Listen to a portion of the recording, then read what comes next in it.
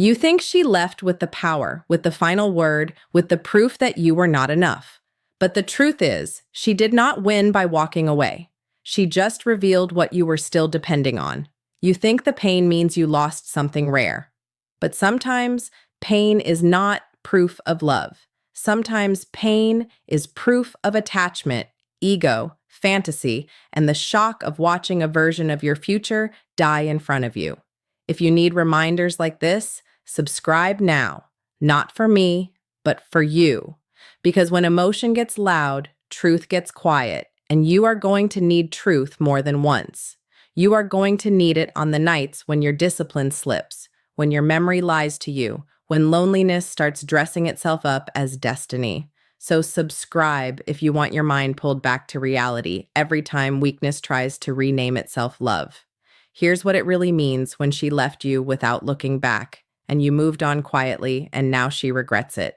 It does not mean you should celebrate revenge. It does not mean you should perform your healing so she can see it. It does not mean you won because she came back emotionally, mentally, or through regret. It means something deeper than that. It means your silence did what your pleading never could. It forced life to reveal value, not your words, not your promises, not your pain, your absence, your discipline, your refusal to beg for what should have been given freely. That is what changed the story. Because the biggest misconception men carry after being left is this: if I can just make her understand, she'll come back. If I can just explain better, love harder, show more, prove more, wait longer, then she'll finally see what she lost. No, listen carefully. The more you chase clarity from someone who already chose distance, the more unclear your own value becomes to you. You start thinking effort creates attraction. It doesn't. Desperation destroys it. You start thinking persistence is love. It isn't. Sometimes persistence is just fear in a noble costume. That's called self-abandonment. And most men don't notice it at first because it feels active. It feels like you're doing something. Sending the message, replaying the conversation, writing the paragraph, checking her page, reading signs that are not there, waiting for a breadcrumb, and calling it hope. But movement is not progress. Activity is not healing. Obsession is not loyalty. You can be busy every day and still be emotionally kneeling. So let's tell the hard truth cleanly. She did not leave because you cared too much. She left because somewhere along the line the balance broke. Maybe she lost attraction.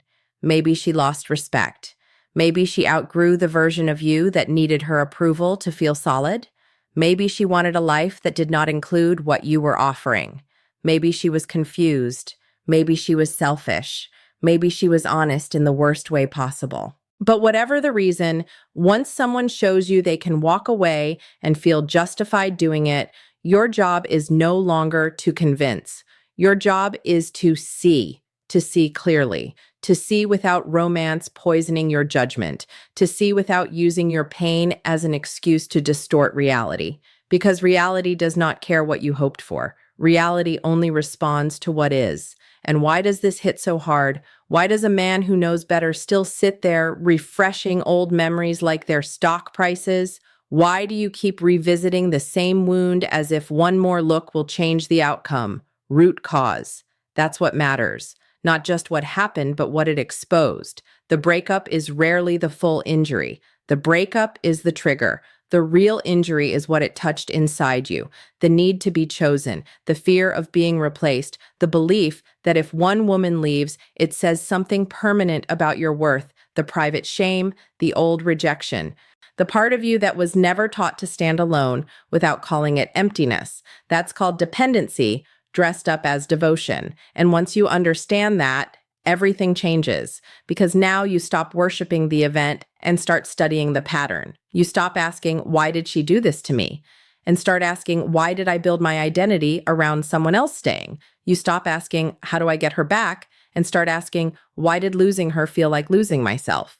Those are different questions. One keeps you trapped in her orbit. The other puts you back in your own center. You need that center because look at the cost when you don't have it. You lose sleep, you lose appetite, you lose your edge, you lose your training, you lose your standards, you lose weeks stalking a memory while your future starves in the next room. You stop creating, you stop building, you stop leading your own life. You stop respecting the man in the mirror because every day you know what you should do, and every day you do the opposite. You say you want peace, but you feed the addiction. You say you want closure, but you keep opening the wound. You say you miss her, but half the time you miss who you were when you still believed the story would end differently. And that is expensive, more expensive than most men admit. Because heartbreak is not only emotional, it is spiritual, it is physical, it is financial, it is directional. A distracted man leaks power everywhere. He leaks it in his work. He leaks it in his body. He leaks it in his focus. He leaks it in his voice. He walks slower. He thinks smaller. He negotiates with his own potential. Then one day he wakes up and realizes the woman didn't just leave him. He left himself in the aftermath. That's the moment everything can turn, because now comes the reframe. Maybe she did not ruin your life. Maybe she interrupted your illusion. Maybe her exit was the insult your ego hated and your spirit needed. Maybe what felt like abandonment was exposure. Exposure of where you were weak, where you were soft in the wrong places, where you were undisciplined with your attention, where you were available without being valuable to yourself. Not because you were unworthy as a human being, but because you were trying to borrow identity from being desired. And borrowed identity always gets repossessed. So when you moved on quietly, when you stopped reaching, stopped explaining, stopped auditioning for a place in her life, that was not passive. That was power. Quiet power, not the loud power of revenge posts and fake indifference and rushed rebounds and look at me now energy. That is still dependence. That is still performance. No, quiet power is different.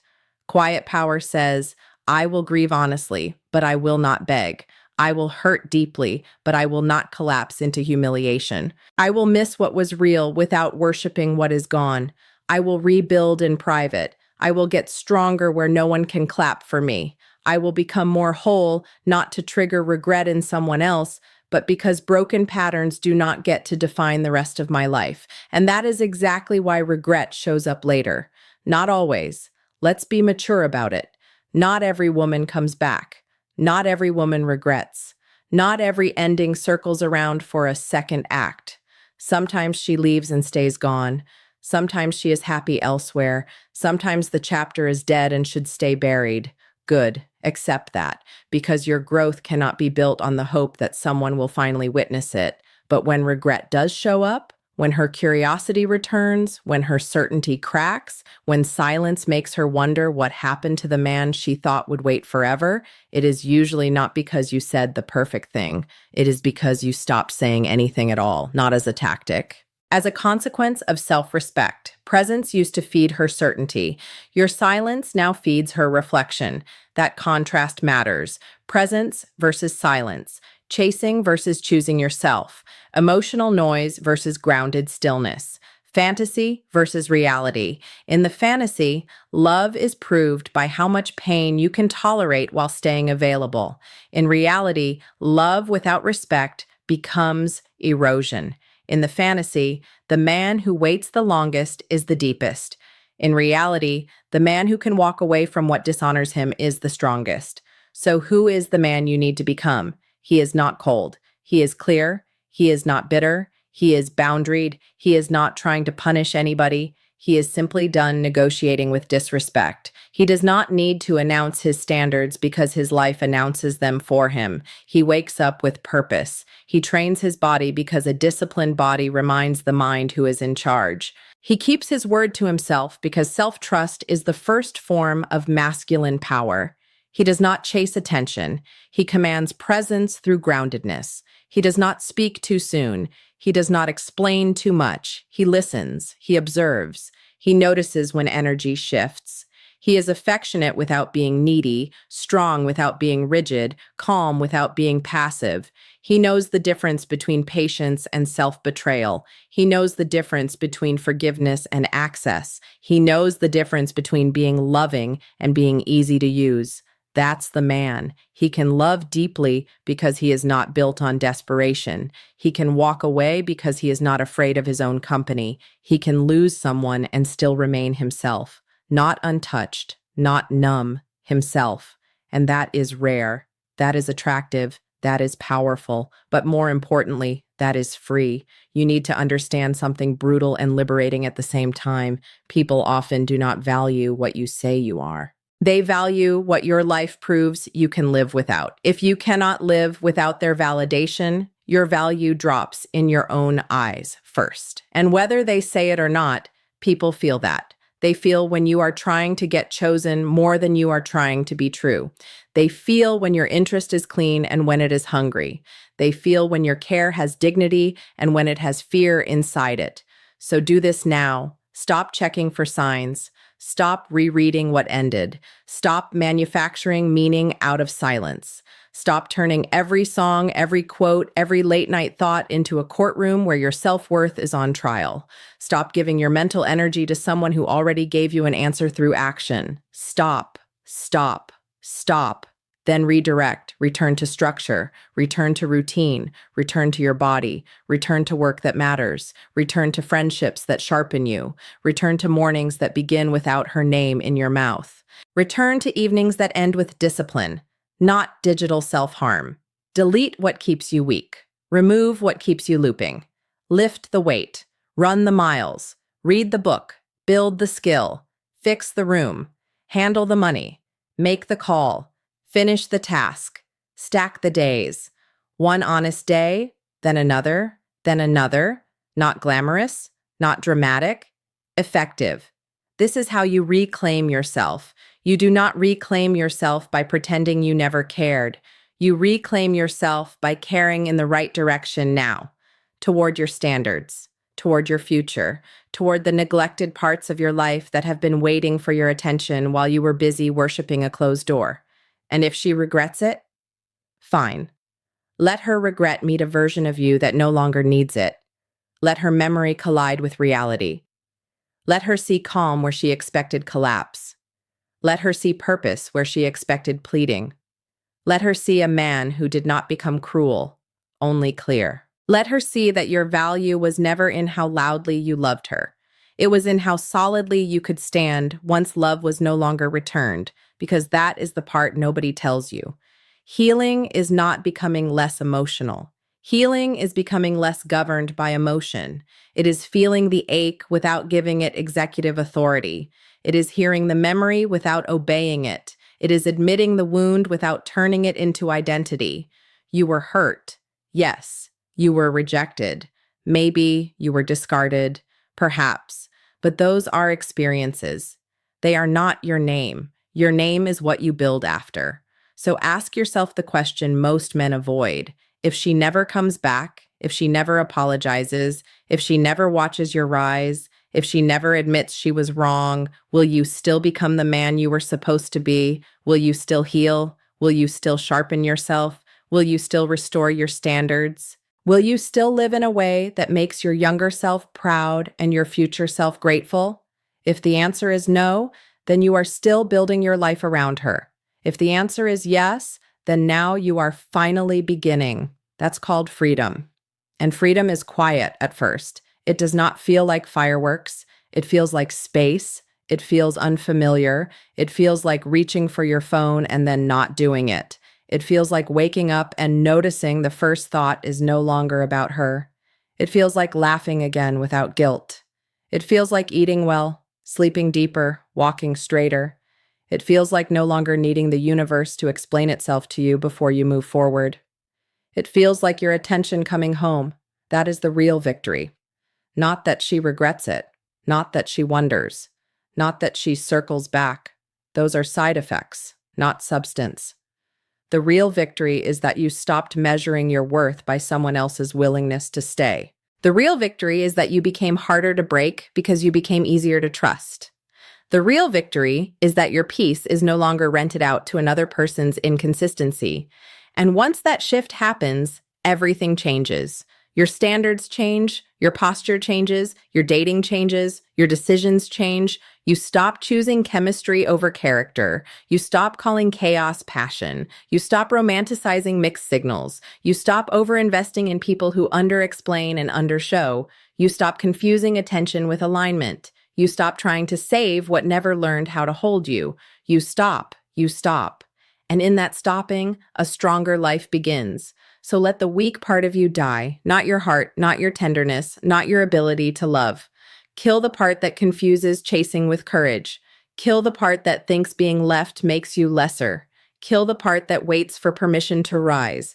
Kill the part that needs her regret to validate your transformation. You do not need that. You need spine. You need order. You need self-respect that functions even when nobody is watching. Because at the end of this, after the silence, after the grief, after the rebuilding, after the days where you felt nothing and the days where you felt everything, you are going to realize something simple and devastatingly powerful. You were never supposed to find the answer in her. You are the answer. You are the answer to your lack of discipline. You are the answer to your broken standards. You are the answer to your neglected purpose. You are the answer to the boy inside you who thought love had to be earned through suffering. You are the answer to the man you could become if you stop kneeling before what left. Stand up. Stand up in your habits. Stand up in your mind. Stand up in your schedule. Stand up in your body. Stand up in your boundaries. Stand up in your self-respect. Not because anger gives you energy for a week, but because clarity gives you direction for a lifetime. And if this gave you the truth, the world keeps trying to soften, subscribe, because you do not need more comfort that keeps you weak. You need more clarity that makes you dangerous in the right way, disciplined, grounded, self-respecting, and impossible to manipulate. Stay close to this channel if you want reminders that pull you back to yourself. And remember this, when the old pain tries to speak for you again, you are not the man who got left. You are the man who got revealed, rebuilt, and returned to his own power. If that's who you're becoming, then you belong here.